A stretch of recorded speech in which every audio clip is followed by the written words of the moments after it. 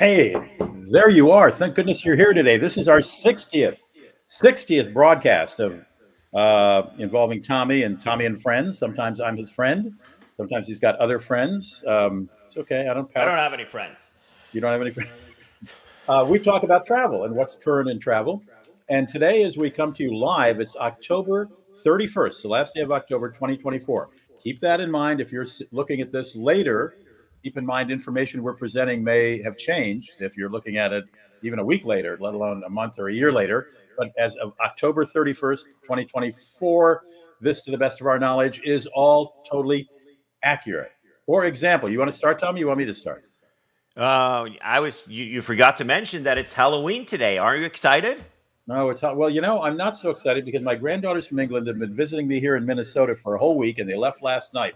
And every day was like Halloween. I mean, we had a ball. And so I'm just sort of relaxing tonight. And I live in an apartment building. So you get to speak American again today. So it's like, hello, granddaddy. Is that all that's over now? It has been great. We just had a love. It's their first time. They're 12 and 13, 14 and 16. It's the first time they've been to Minnesota. I always go to England or France to see them. They loved it. They want to move here. I'm like, what? But we also nobody wants to. Well, why don't you have them visit in January and then make a decision if they want to move to Minneapolis, St. Paul? It was 70 and 80 here for 8 days until today. I mean, they saw all they did was see Chamber of Commerce weather. But I said, look, in the winter, they said, oh, we like snow, Gramps. It's not a problem. We love snow. They ski in Switzerland. I said, it's not really snow in Minnesota. That's the problem. It's that it's -5. Ice and cold and wind and oh my God, they have no idea. They seem to love everything about it. Yeah, here in NorCal, we actually had substantial rain overnight, which is the first time since mid-August.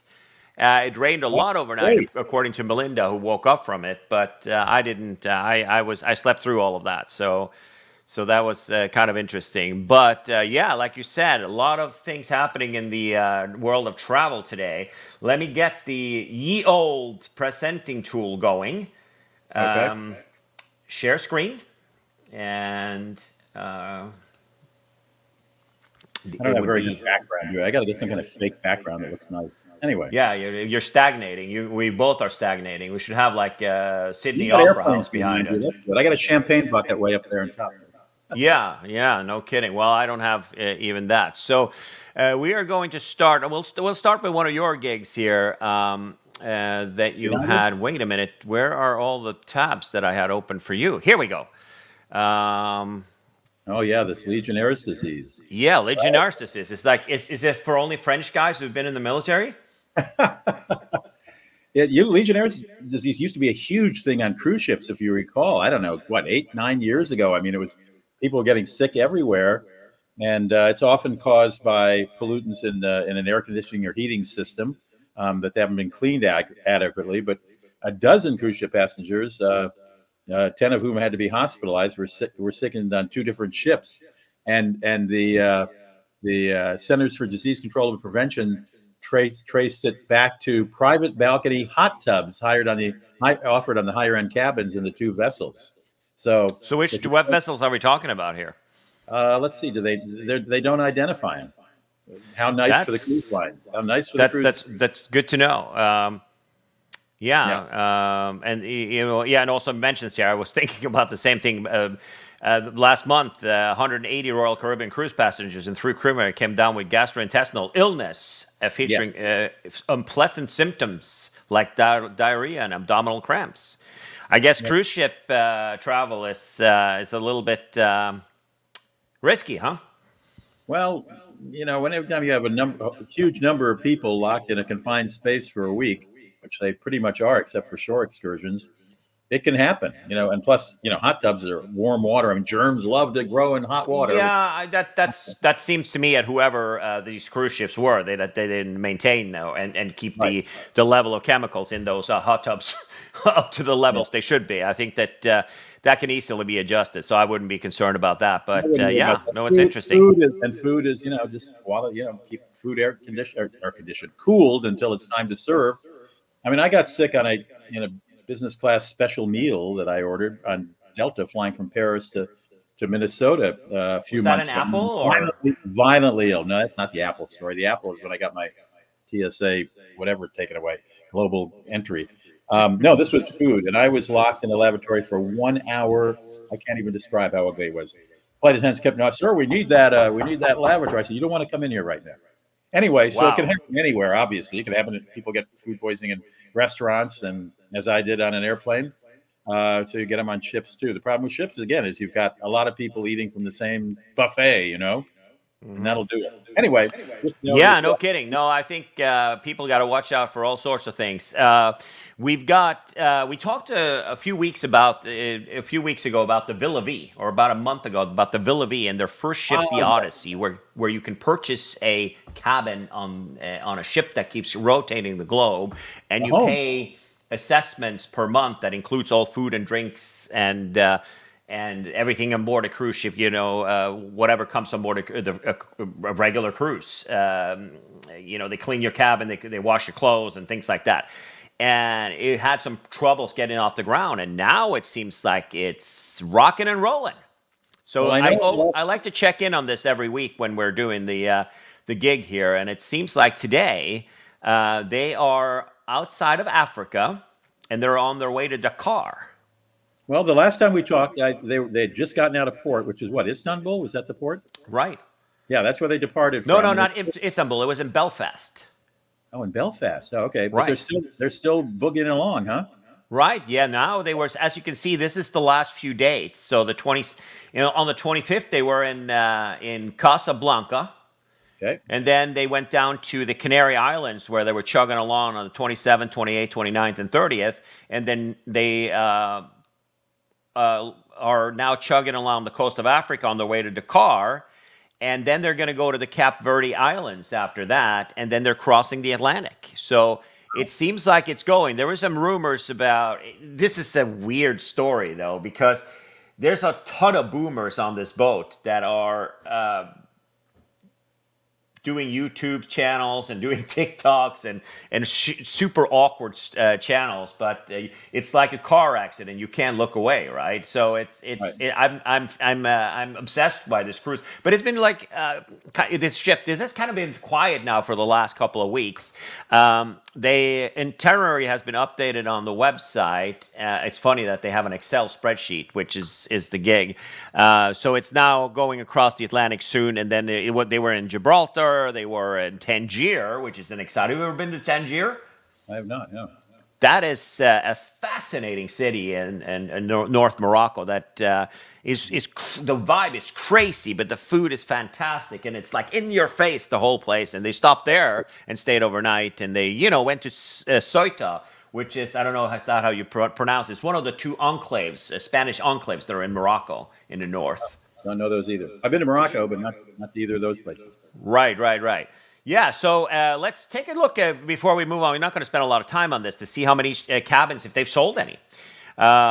It seems like no movement on deck 8. They have these 8 cabins. This has been looking the same. So the red are the ones that are sold. Those are sold, meaning that somebody purchased it. These are like the creme de la creme on the top floor. And the price for the deluxe balcony is you pay $400,000, and then you pay $8,000 a month for the creme de la creme. At $400,000, do you own it forever? As long as you own it, you own it for 15 years. Ah, okay.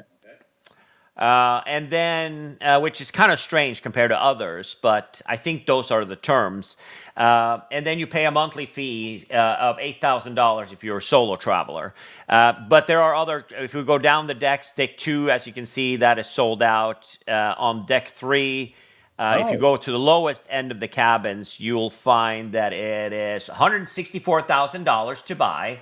And then you pay $4,000 a month as a solo traveler, which includes food and everything, right? $164,000 divided by 15 years is $11,000 a year for rent, basically. Plus that. Yeah, and then you pay the assessment of $48,000 per year. But then it's food and laundry and everything, and then you're moving around to various destinations. I think that it's fairly inexpensive. I know also that this company is so goofy. It's goofy, but it's also lovable because the owner is kind of there, and his wife is the one who's posting on social media. So she's like out there answering questions, and a pleasant lady. I've interacted with her in these various groups, and it's starting to now have a secondary market. They were like, you can negotiate with the owner, right? Say, I only have 150,000. Is that okay? And he's going to say, sure, of course it is.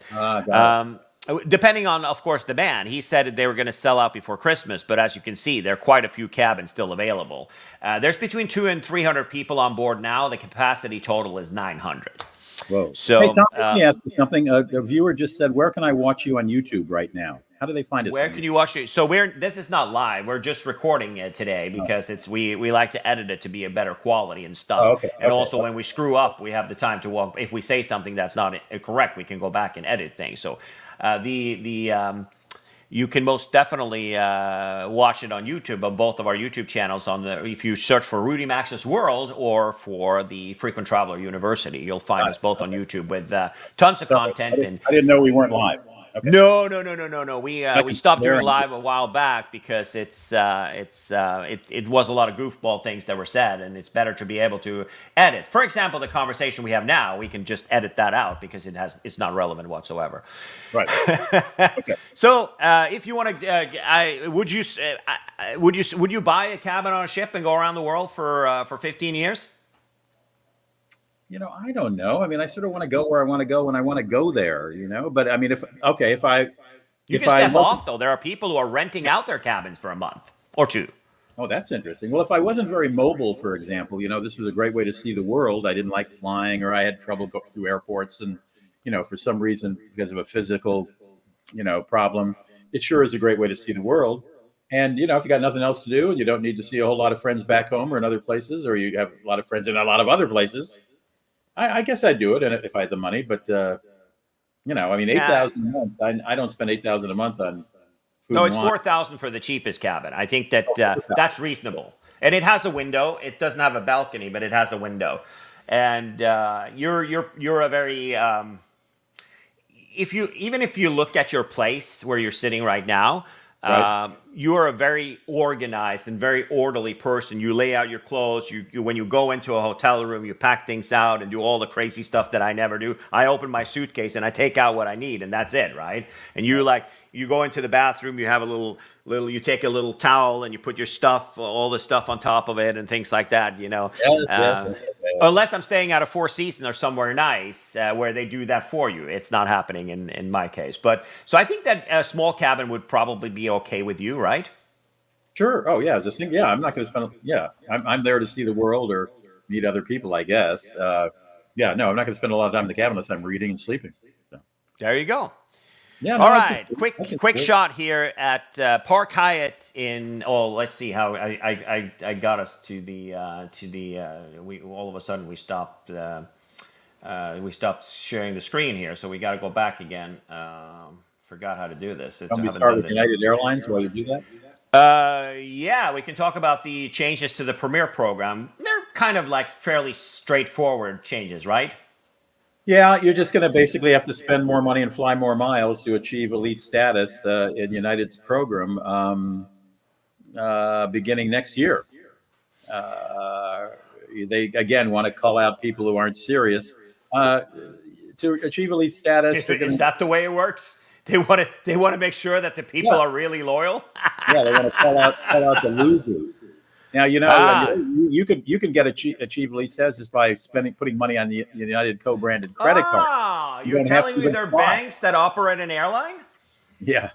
I didn't realize until I read a story on this, Tommy. You probably knew this. I mean, I certainly know airlines could not stay in business without their credit card component and the income they receive from people applying for that card. But I thought they just got money when somebody applied for the card. I didn't know they got money for every transaction you put on that card. I thought it doesn't work like that. The way that it works is that American Express buys Delta miles. They bought.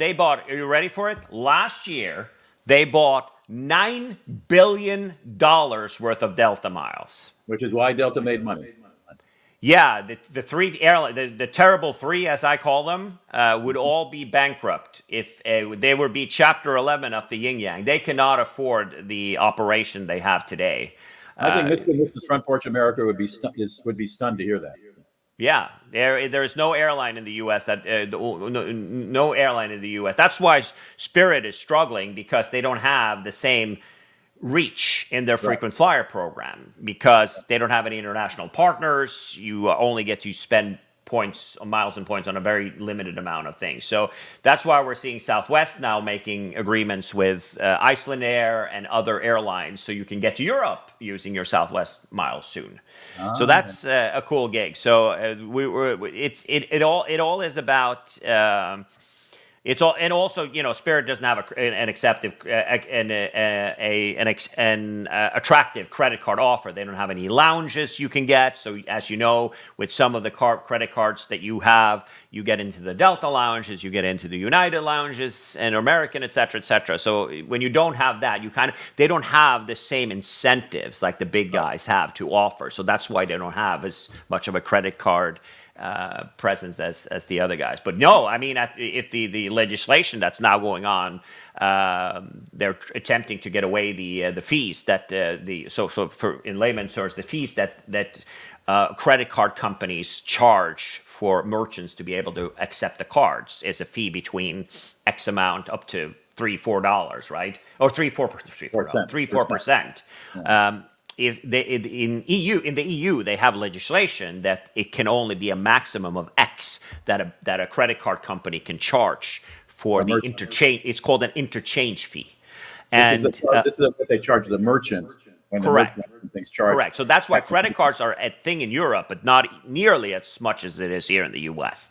The sign-up bonuses are not crazy. Like, you can sign up for the business card from American Express now and get 250,000 miles or 250,000 membership rewards points. That's, anything like that is just crazy. And that it's being paid for by the interchange fees, and also, of course, a lot of interest gets charged on that. But yeah, no, they're increasing it just slightly. It's if you don't do flying, it's 28,000, which matches Delta's intermediate thing that they had. But you can, of course, spend money on their very, very low return credit cards. Same as Delta, same as American. American is extreme, right? You don't even have to fly anything. And you see a bunch of suckers who are putting money on these cards because you don't get a return on them. The return, so when you buy a plane tickets with American Airlines or whatever, any of these cards, you earn like from 1 to 2 to 3 miles per dollar spent. But if you use an American Express Platinum card, which has a flexible currency, you get 5. So you are literally leaving a ton of money on the table to get status. And people who don't have had status before, they are now spending their way, people who own businesses put millions of dollars on credit cards.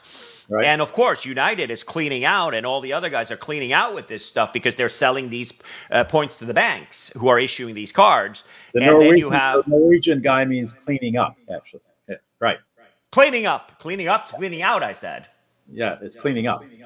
I thought it was cleaning out. No, okay. If you got a good deal going, you are cleaning up. You're making a lot of money. Yeah. There you go. So they are cleaning up. See, now that's another thing. I can edit that out too. Actually, I'm not going to edit it out because I don't care. No, that's but like I said, and here's the funny part. These guys, there's this group now getting loyalty points on AA. There's a group, there's a website, so you can do it. Like, you sign up for Netflix and you get 20,000 American points. I don't know if that's current right now, but if you buy a Mac or you buy something, you get all these shopping portals. You stay at hotels that are third party. You use those type of stuff, and you get a ton of points for doing that stuff. And they all qualifies towards status. So this guy who a few months, it's been a while, like 6 months ago, who was talking on this forum. He owns a business in Texas. He buys lumber from Wisconsin. He buys millions of dollars of lumbers, and he pays it with a credit card.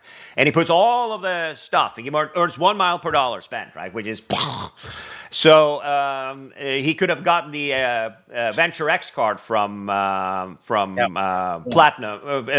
Venture X card from Capital One. The Venture X card from Capital One.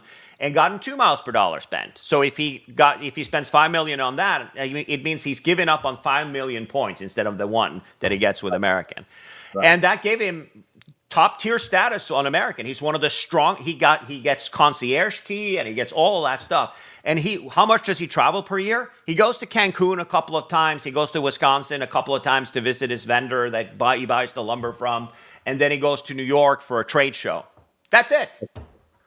Well, as you will note in this story, United doesn't require you to fly anymore to get status. You can get silver status just by putting $6,000 on your United affiliated card, which, as you say, isn't the smartest way to do it, but that's the way you want to do it. And that's the only card you have. You can do it.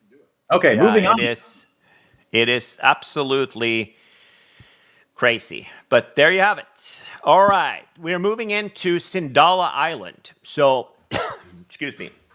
Our friends down in Saudi Arabia. Okay. They came up with this crazy idea that they were going to build a city that's 30 miles long, it's called the Line, and they were going to build a resort on an island, and they were going to do all sorts of crap out there, like literal insanity. Right. And guess what? They've opened up the first part of it. They're going to spend $500 billion. And, is that a real picture? Is that a real picture? That is a real picture. That's the marina where Sindalah Island is now opened. Very limited opened, it's a resort. I don't think that any of these are open yet, but there's going to be a Four Seasons. There's going to be a luxury collection all suite hotel, apartments by Marriott Bonvoy, and also the Autograph collection is going to open there. I don't think any of these are open yet, but there are what I could gather. Looking online, it's most definitely open. You can see on these pictures that it's still being built around everywhere. The golf course is open, and there are yachts parked in the harbor here. So they've already opened restaurants and things like that. It's very limited who has access to it for now, but there is an airport, and it's not very far away, and it's NEOM is what it's called, and the airport is also called NEOM. So fascinating stuff, and they're actually the $500 billion they're spending. It is happening. I'm looking at a story here. Four Seasons Resort to open in 2024 on Sindalah Island. Well, they've only got 2 more months to do that. I mean, the island is open. I wouldn't put that past that would happen. Okay. These pictures are this picture that you see here. You can see that over there on the far side of the island, where some hotels are going to be. That's not done. The golf course is definitely open. There are yachts in the harbor, and if you look at the photos that you see here, you see there's a pool. There's people in the pool. It's very hard to see on the screen here, but that building right there is definitely done. And they're also the restaurants at the end here, and the pool, people in the pool on the top of that building you see in the center here. It's very difficult to see, but I mean you can just Google Sindalah Island, and they are open for business. Well, that 170-kilometer long skyscraper strip, it was unveiled in 2022, and so the population of people living there will be 1 million by 2030. And I'm looking at a piece here that is only 3 days old, telling you what's going on, and there's no mention yet of a hotel being open. So I think the Line is what that's called. That's I know that's the Line. I know, and then that line. So let's go to a map and see. It's been a while since I've taken a look at that. The Line's incredible. Yeah, the Line is incredible for sure. Why did it not show up here? Here we go. All right, so Sindalah Island is down here. Yeah. And I see that there are hotels that are showing already. So this is building number 2. Okay, that's not much of a name. Google Maps is not updating as much as they used to, right? It's very, very slow. The Yacht Club is what we saw with the pool. Right. It's now on Google. The Forensic is a restaurant. There are pictures from it, okay, which is cool. So obviously it's starting to populate on Google. So kind of interesting how a new structure is coming up. So this area around here, I definitely know that that's open, and these are private villas on the other side. But I do think the hotels are going to be over on this side. Is the Line going to extend to the hotel, or will you take a bridge? No. The Line. Let's take a look at it. If we zoom out on the map, you can see that the airport is over here. This is the airport, and Of course, if you don't have a yacht, you can you can fly in here. When I saw the pictures last time, it's the same. It hasn't been for this year. There hasn't been updated. That's the same Boeing business jet that was parked there the last time. Waiting. So if the line is up here, and so the line, you can see kind of it's fairly old, but as you can see, this is where the line is going to start. So Sindala Island is down here. The line is here. Okay. And so you can see that they are, and it's going to go all the way over here. Far. Right, so see the line in the sand here? Yeah. They're building it. They're doing things. And I think they're going to here where this mountain change starts for now. I don't think that's all the way, though. That's not the whole thing. But if you zoom in, you go to Google Maps and see, you can see that there are people working for sure. It's amazing. It's just they don't. The line will not connect to Sindala Island. Then you'll have to take. No. But I'm sure there will be stuff between here, right? They also have another island that they're fixing here. There are more islands in the area that they're building out. Sindala is the first, and they're going to build out all of this stuff here. And then, of course, you go. The road goes here up to this point, and then the line is up here. So it's not very far. We're talking about probably from the area next to Sindala right here that I'm pointing to right now, down in this lower area. Up here, it's less than 5 miles, or about 5 miles to drive to the line.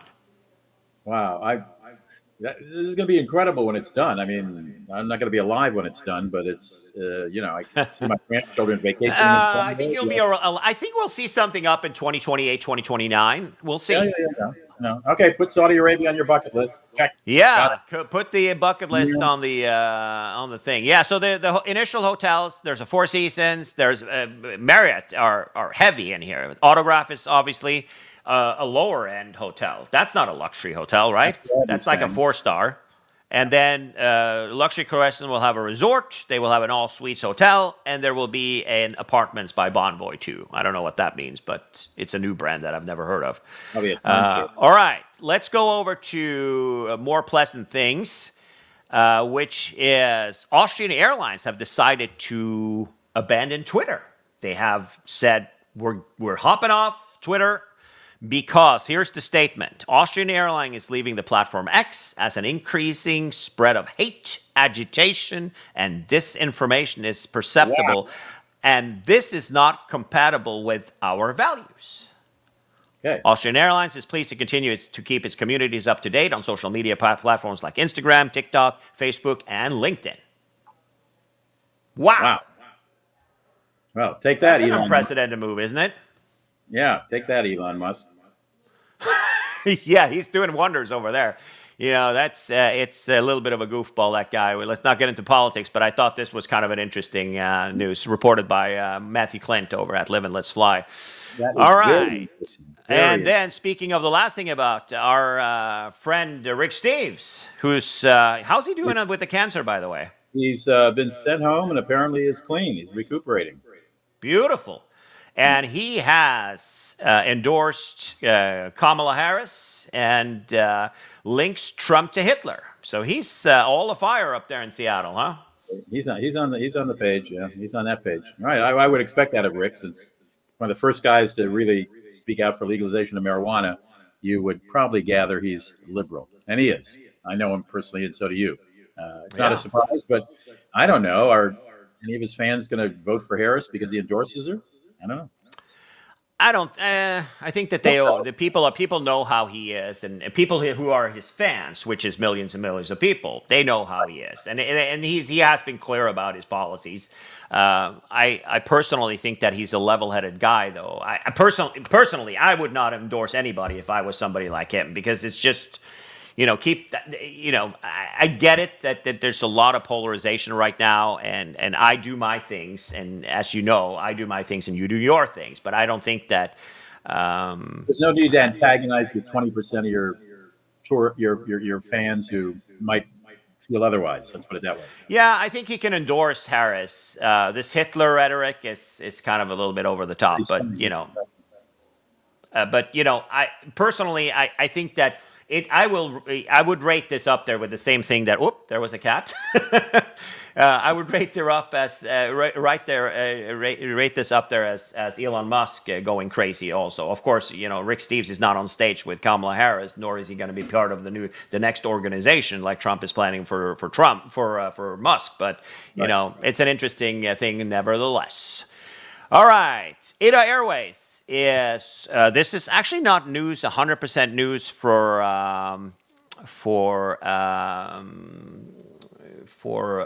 the Lufthansa Group, and also there's been a shift now that SkyTeam has gotten Scandinavian Airlines, and now it appears that ITA Airways, which is the old Alitalia, they have gotten approval from the EU for their stake. They're going to buy a substantial amount of ITA Airways, and they're planning on moving them from SkyTeam over to Star Alliance.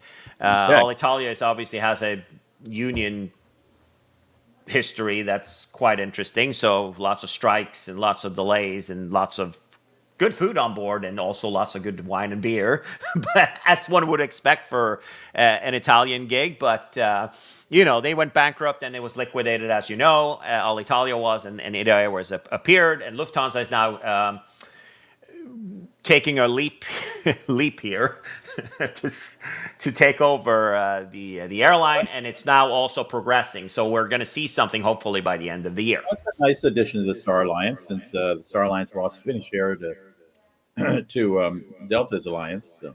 You mean SAS? I mean SAS. Sorry, SAS. We can also edit that out, so you can say it again now.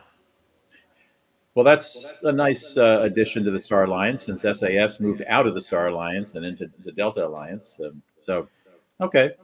SkyTeam gains one and loses one. I think personally, they're about the same size, right? I think that it's a fool's errand, to be honest with you. Lufthansa has done a lot of weird stuff down in Italy. They started Lufthansa Group Italy, for example, which they decided not to do anymore. They bought Air Dolomiti, which is a regional carrier that's based in the north, with a base out of Verona, and that flies a lot of flights for them. I saw them pop up between London and Munich, I think it was, and also between Paris and Frankfurt. They fly Air Dolomiti flies, which I personally like Air Dolomiti. The smaller planes, the Embraer 195s, is what they use now.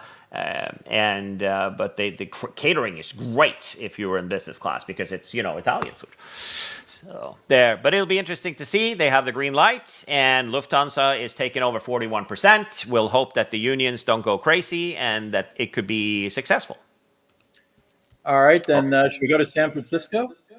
Let's go to San Francisco. Depressing new reality of the housing crisis in San Francisco. Wow, that is a dramatic. You can rent a sleep pod in this new, very modern dormitory-style building. I mean, it looks pretty modern.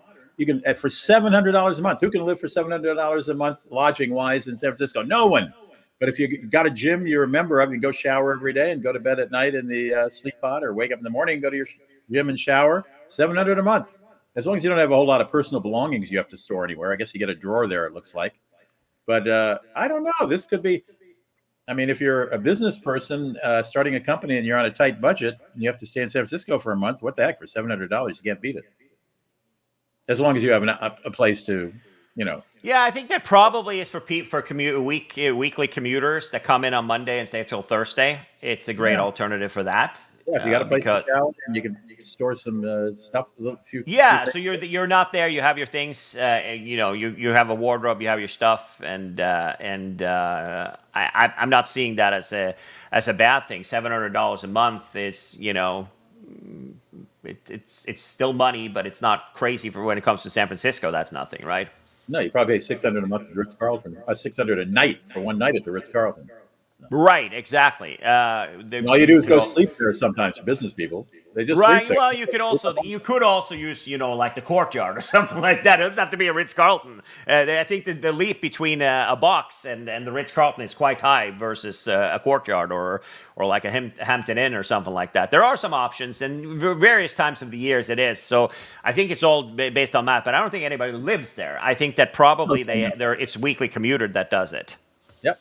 Anyway, And because there's the second wave, San Francisco is reviving nicely right now with the AI gold rush, which Microsoft just bought a building and moved in and hired like 1,200 people working with AI, which is crazy.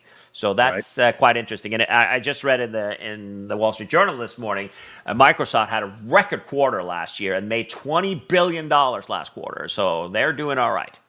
Right. All right. This is kind of interesting. Choice privileges is I know that you're probably way too fancy to know anything about choice hotels, right?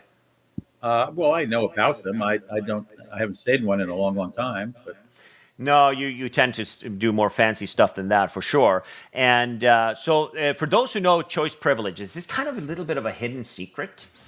It's kind of like a really nice travel hack that I kind of love a lot.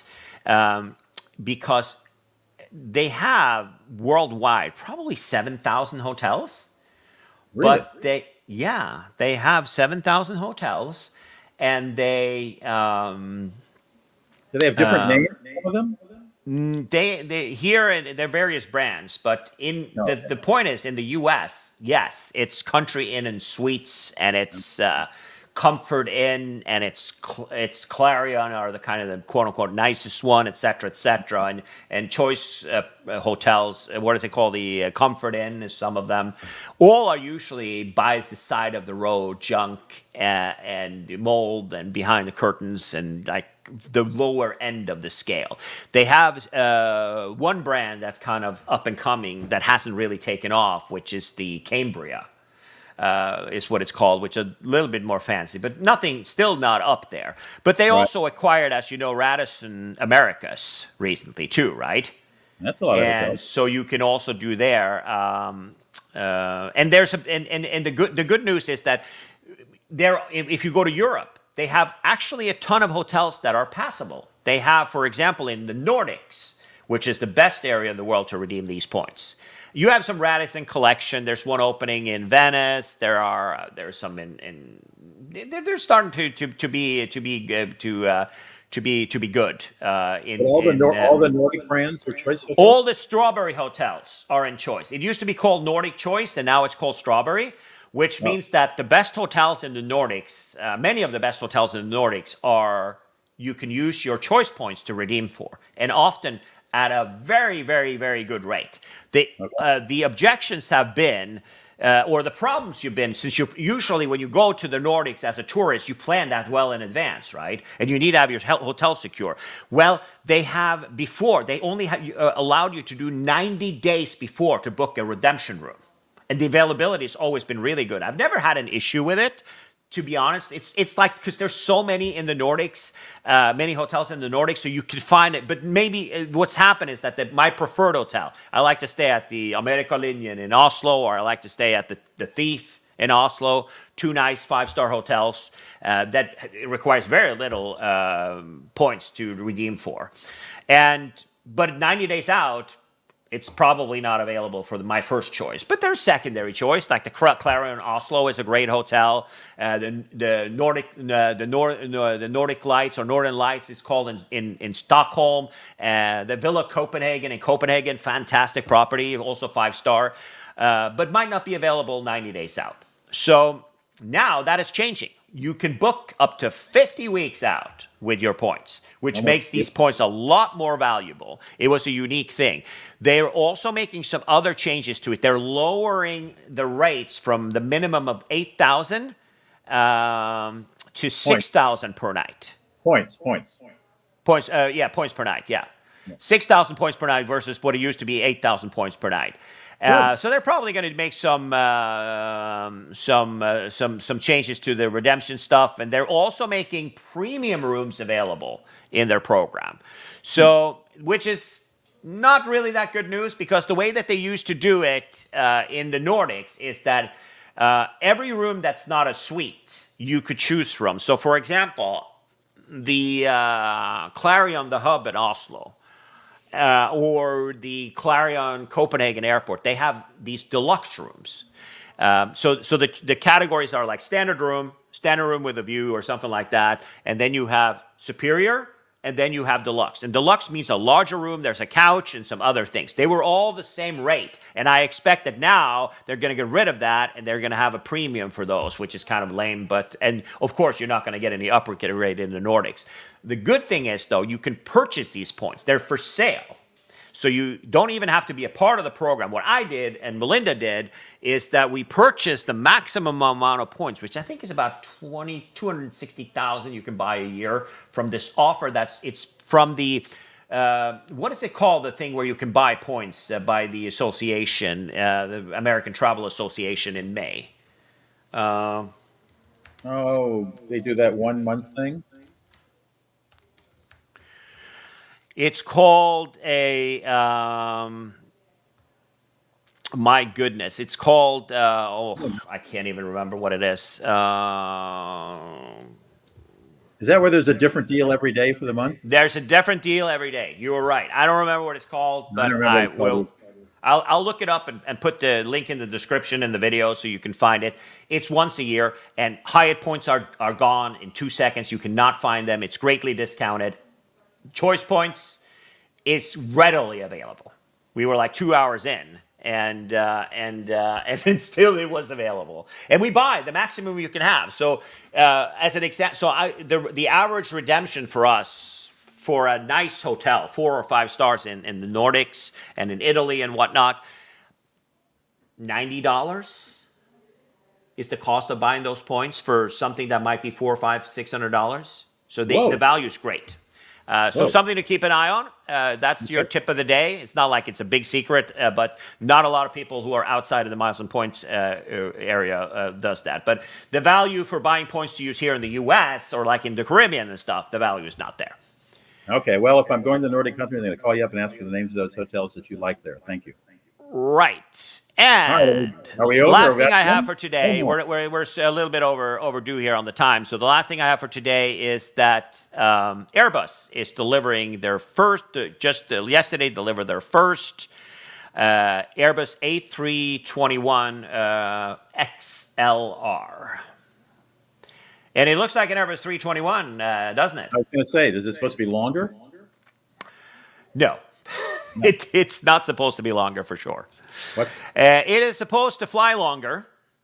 Okay. There is bigger fuel tanks. It has new engines, new modern engines, and but it is still the same diameter of the tube and the same length of the airplane, the wingspan, and all that stuff is the same. It's just that now you can fly 11 hours or 11 hours on a narrow body, 4,700 nautical miles, which means that you can fly from Paris to Vancouver, for example. Wow. You can fly from pretty much anywhere east of Denver to anywhere in Europe on this plane, right? And the performance of the airplane is 11 hours nonstop, which is kind of crazy. New York to Rome, London to Vancouver, Delhi to London, and Sydney to KL. And who's buying the first cup? Who's getting the first few? Do you know?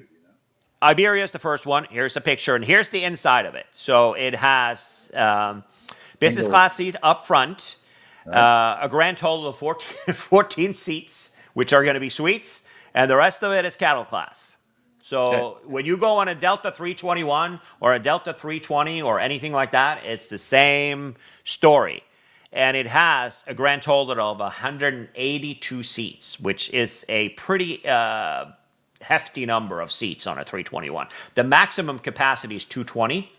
Right. And these suites, so everything in front of the emergency exits, I think it is, it's probably behind there also has the suite seats one by one, but that's not a lot of premium seats. It's when it's only 14 premium seats, and then the rest of it is just. There's no economy premium, it doesn't look like. Right. So but there is good news though. They have re-engineered the cabin, so it actually gives the cabin pressure is a maximum of 6,000. But there is a disadvantage to the Airbus 320 series, is that it cannot fly as high as a Boeing or it can't fly as high as a